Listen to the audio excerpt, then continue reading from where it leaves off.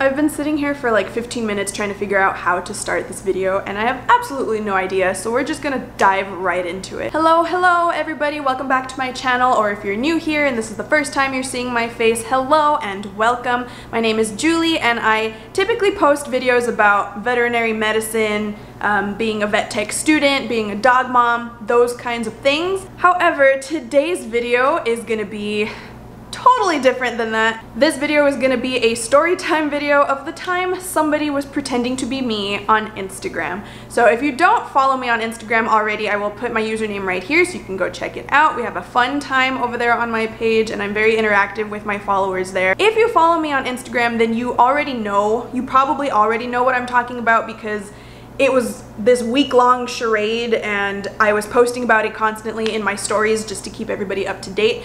But for those of you that don't follow me on Instagram, you're gonna be completely unaware of the situation, and I'm gonna try my best to stay on track and explain all of it to you. I have screenshots, I have messages, I have so much to go off of, and I'm gonna do my best to put the screenshots here on the screen for you so you can see exactly what it is that I'm talking about. But our story begins at 9:07 p.m. on July 14th. So it all started because I got a message from somebody. He shall remain anonymous. We're gonna rename this person Steve. We're gonna call him Steve for the rest of this video. That's not his real name, but that's what we're gonna know him as. So Steve messaged me at 9:07 p.m. Hello, you likely do not know me, but I think there's someone using your persona to scam people.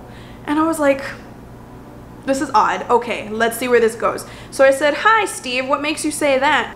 And then he says, just wanting to confirm a couple of things. I've watched a couple of your YouTube videos. Is your birthday August 29th? And so I opened it and I didn't respond. And I was like, this is kind of starting to sound like a scam. Like, I don't know who you are, but you're wanting to know my birthday. I'm not really buying it, you know? So automatically I was very skeptical. But I was still like, I saw that he was typing again, so I was like, okay, well, let's just see what this is. Let's see where this goes. And he said, the person that I thought was you said that it was August 29th, but in your most recent Q&A, you share it as August 7th. And then he apologized. He's like, I'm sorry if this is a shock to you. And so I was like, can you send me a link to the person's page, or what's their name so I can look them up and kind of see for myself kind of deal? Because I was still kind of on the fence, like, is this real? Is this an actual scam? I don't know. The original username was Juliana Gomez 803 on Instagram.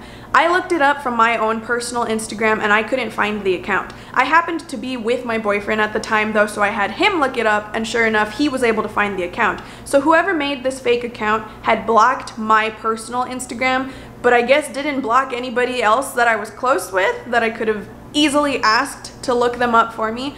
So Josh was able to find the account for me. And then Steve says, I'm really sorry about all of this. They seem to have a lot of different pictures of you. And I told him, oh my gosh, they blocked me on my personal Instagram, but I had someone else look them up and I found them. And then from there, he starts filling me in on the whole elaborate story that this person told them. It's so much that I have put it all together on a piece of paper. It's almost a full sheet of lies.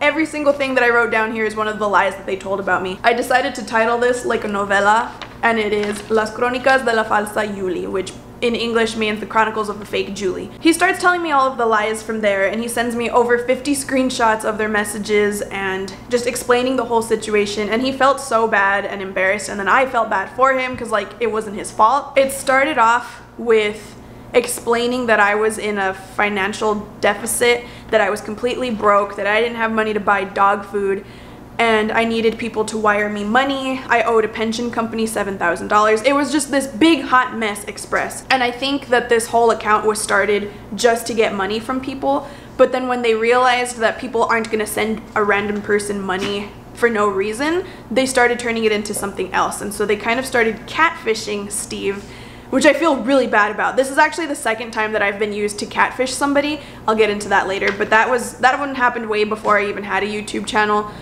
but completely beside the point. Sorry if I seem really distracted, guys. My foster kitten is like wrecking my living room here.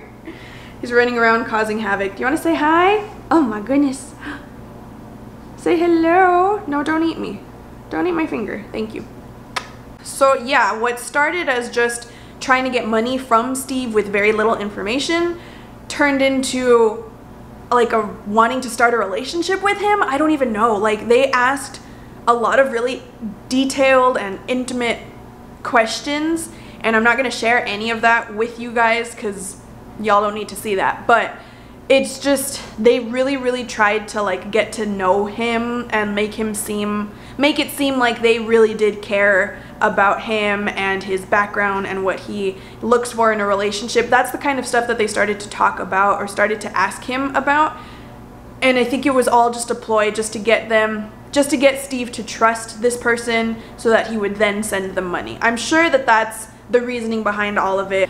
But anyway, I guess I will start reading you the list of lies. They introduced themselves as me. They reached out to him on Instagram. Steve found me on Facebook, and that's how he was able to let me know about everything that was going on. But the fake me found him on Instagram. I don't even know how. I don't know if it was like a random follow or message or how they picked him. I have no idea. But I have all the messages here, and it starts off with the fake me messaging Steve saying, "Hi, how are you today? How's your day been? Actually, I'm Juliana Diane Gomez by name from El Paso, Texas. I'm 31 of age." So a couple of things from this first message. There are already two lies. Number one, my name is not Juliana. And number two, I am not 31. So they're already trying to hide bits and pieces of who I really am. But they sent him a couple of pictures and he took the bait, you know. He did say, "Hello, doing okay, how are you?" They kind of just start talking because he doesn't know yet, right? He doesn't know that this is a fake person. So first of all, they used a variation of my name. My name is not Juliana. They also said that I was 31, which they later changed to, "Just kidding, I'm actually 27 years old." So my age changed twice that I know of.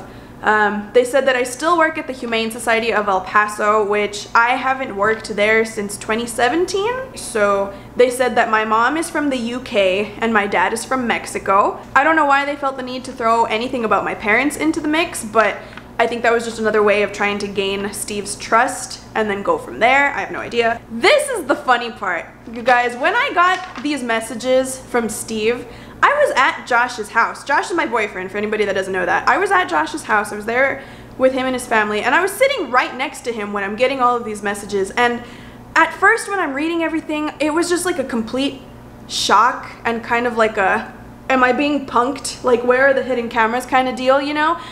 And so I'm reading him all of this, and I'm laughing, but I'm not laughing at Steve. I'm laughing at the story that this person put together about me because it's so ridiculous. And just the fact that they included Josh in the lies and he's sitting right next to me the whole time, like, it was just crazy. It was, I think it took a good like 10 minutes to finally realize the severity of the situation, because at first I was just laughing so hard because I couldn't believe what I was reading.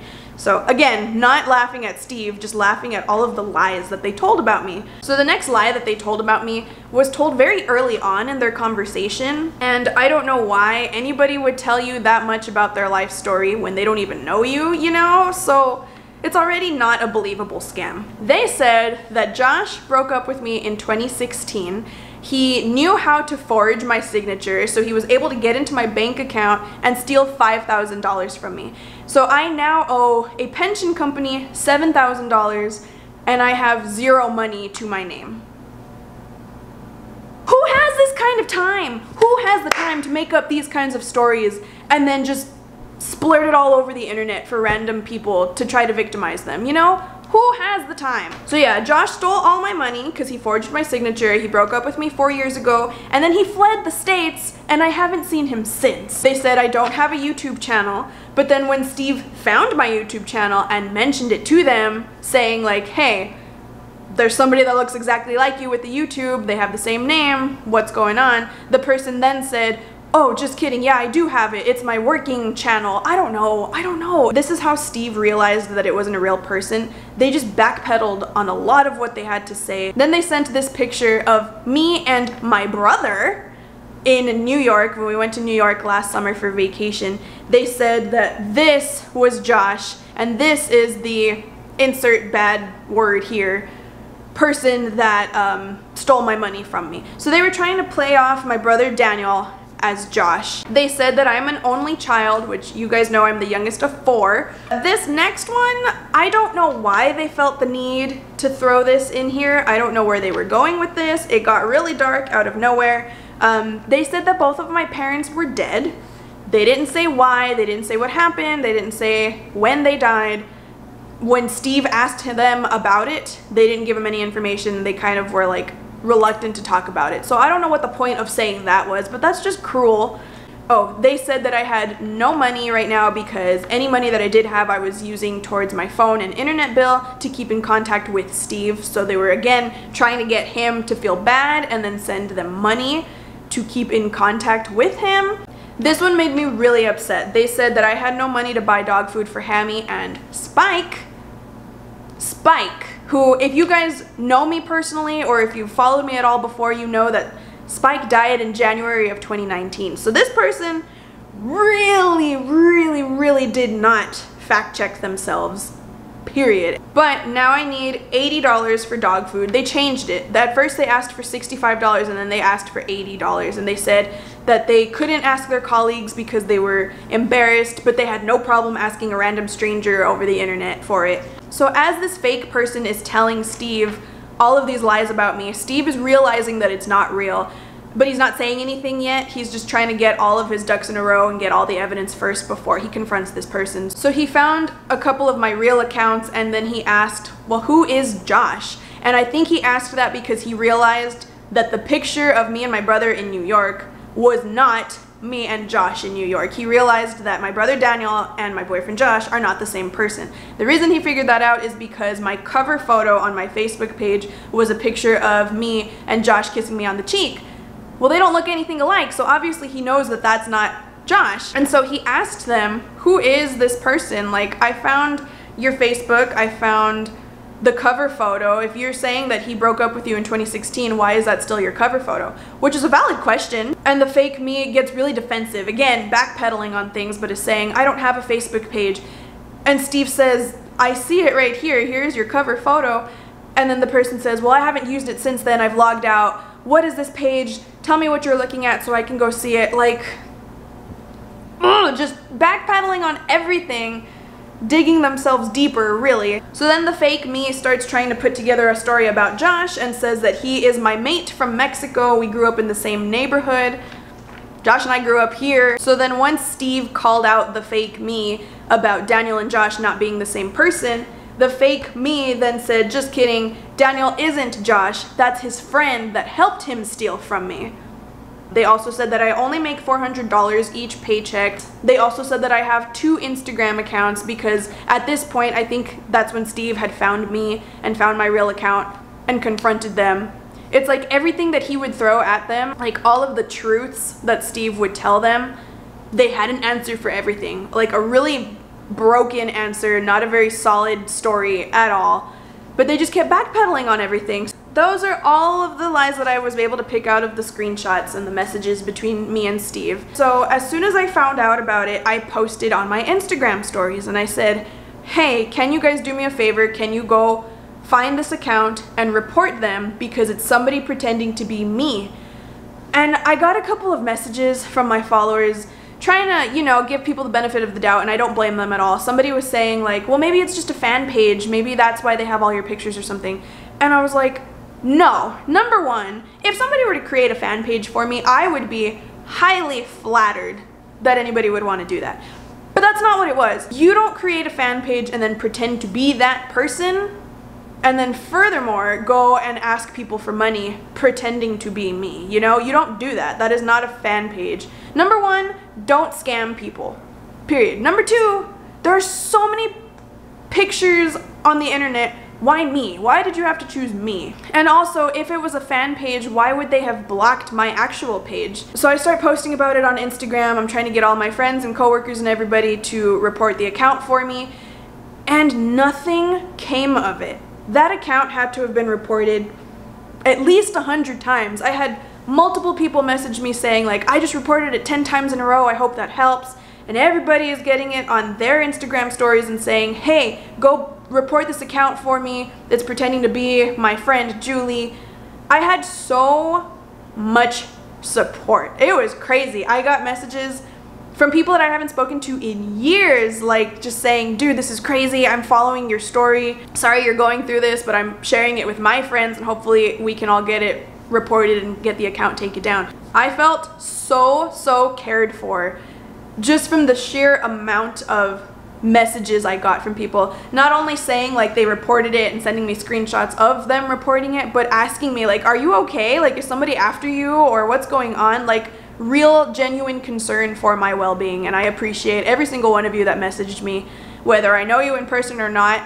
Thank you so much. I went to the help center on Instagram and I looked up like ways to report accounts and stuff, and I sent in a report. I sent in 2 different reports. It's the same thing, but I did it twice. I had to send in a picture of myself holding my picture ID just to prove to Instagram who I am and to show that this other account is not me. To this day, I have not gotten any kind of information from Instagram. I haven't gotten an email, like even as much as a confirmation email saying we've received your report, it will be reviewed. Let me know that you at least got it, you know? Nothing. I haven't heard anything from them, and I did that like a week and a half ago, maybe?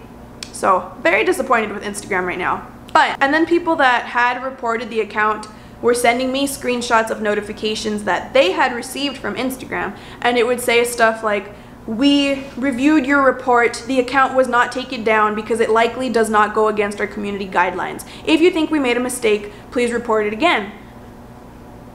What do you mean it doesn't go against your community guidelines? It's specifically an imposter account, which is one of the options you have for reporting people. So the account is being reported, and then the username changed. The username, the name on the profile, and the profile picture starts changing, and it's changing multiple times in a single day, and then over the course of a couple of days. And I realized that whoever it was behind this account is somebody that was following me. I don't know if they actually followed me or if it was just somebody that was getting onto my page because it was public at the time. Right now, as I'm recording this video, it is private. But at the time that all of this is going on, I had my account set to public so anybody can see it, anybody can view your stories.